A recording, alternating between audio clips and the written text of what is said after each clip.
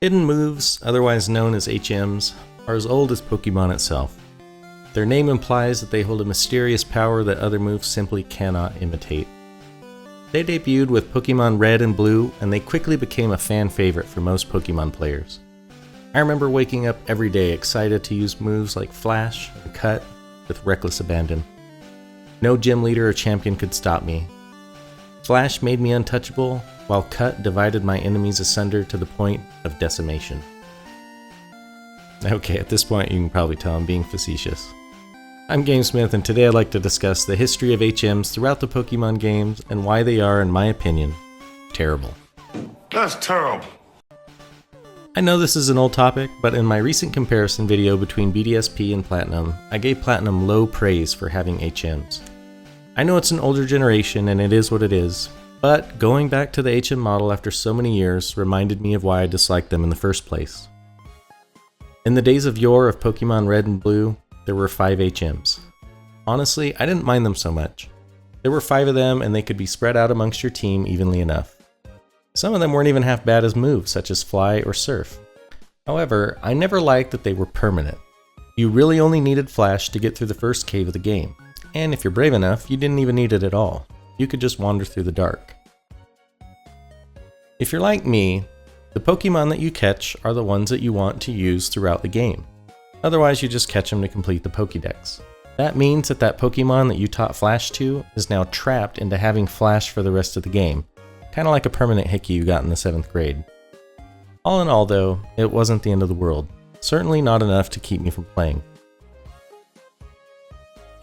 Then came Gen 2, where they decided to double down and add 2 additional HMs, which were Whirlpool and Waterfall.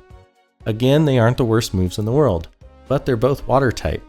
So guess which moves your water type Pokemon are going to know? Surf, Whirlpool, and Waterfall. Would you like Hydro Pump instead?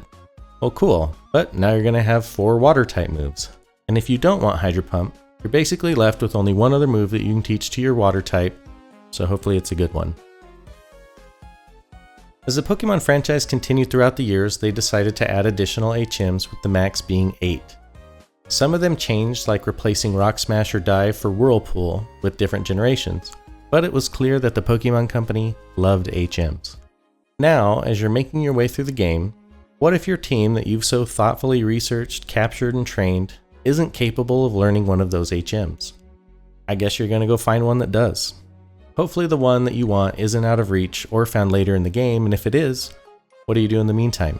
Find a Pokemon that you don't want and just don't use it? Well yeah, that's exactly what some players ended up doing. They went and caught themselves an HM slave. This Pokemon was meant for nothing but using HMs in the overworld. And when there's 8 HMs, guess what? Some might have 2 HM slaves. This effectively limits your fighting team to 4 or 5 Pokemon and leads me to my main point on the topic. HMs deprive you of your choice, and they make the game worse for it. Forcing you to have certain Pokemon on your team, or certain moves that you wouldn't otherwise have, can force you to completely remake your team so that you can have a proper balance. This was also in the days of optional experience share. So if you never used your HM slaves in battle or shared experience with them, you were basically lugging around dead weight. I think some may argue that it increases the overall challenge of the game, which I 100% agree with. But with the same logic, I could also increase the difficulty of a marathon by bending over and tying my wrists to my ankles. But it's not exactly the challenge I'm looking for. Also, I could artificially increase the difficulty by any number of means like they do with Nuzlocke challenges. Ultimately, I'd like the challenges to come in different forms and have the full freedom of strategies of how to approach them left up to me. I understand that originally HMs were meant to help you access new areas of the game, and for Pokemon Red and Blue, this wasn't overly burdensome, but it seemed lazy. As new generations came into being, their laziness became more apparent. They relied too much on HMs, instead of creating new ways for you to interact with the world around you. What's sad is that one of the best examples of this is in Pokemon Red and Blue with the Sleeping Snorlax. It blocked your way and you needed a unique item, the Pokeflute, to be able to wake it up and let you pass. Not to mention you'd have a chance to catch it, and you better hope you did, since it was the only one in the game you could catch. It made it exciting, and it's still an experience I remember. while at the same time I forcibly try to forget ever having to use Flash. In later generations, like much later, like Gen 7 later, they finally did away with the HMs and opted to have writing Pokemon. They finally read that strongly worded letter I sent years ago as an 8-year-old.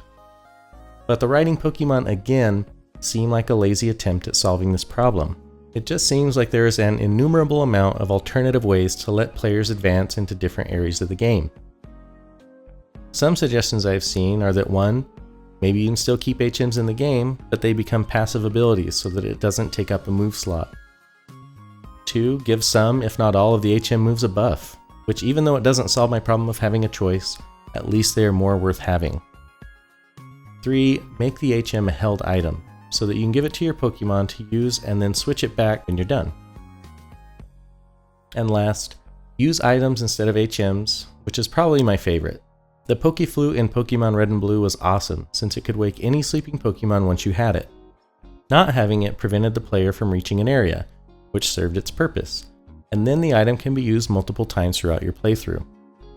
After all is said and done, I'm happy the HMs were removed as staples of the games, but I also lament that they weren't replaced by a thoughtful addition that would enhance the games. They were instead just wiped away from memory and forgotten about. Well, everybody, I think that's going to be it for now. I'd love to hear your thoughts on the subject, so drop me a comment below.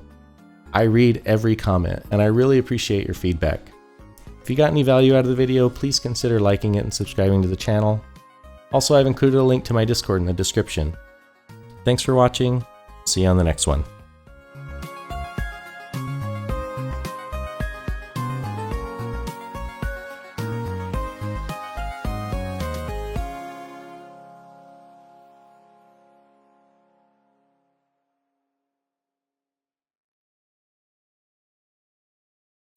Oh, you're good.